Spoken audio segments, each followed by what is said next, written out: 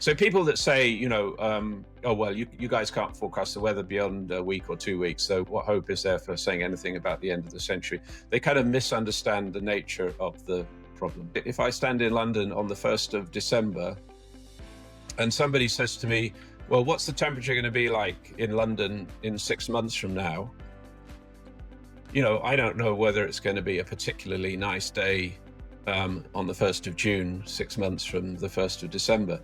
But one thing I can say for certain is that every day, for the next 6 months, the sun will be getting a little bit higher in the sky and the days will be getting a little bit longer.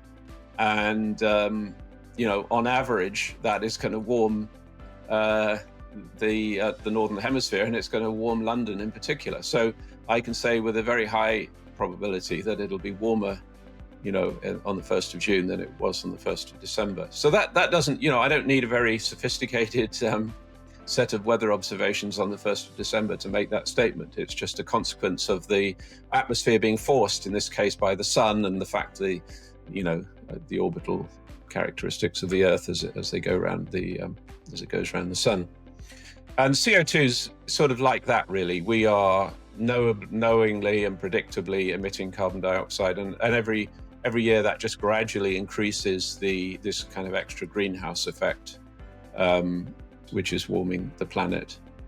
But unfortunately, the CO2 problems we can't use the annual cycle as a guide, because CO2 is sort of different in detail to the way the sun works. So, but it's a good analogy. So then we can in principle make statements about the statistics of weather, in 2100 or 2200 for that matter, if we think we have some understanding of how CO2 will change over those periods.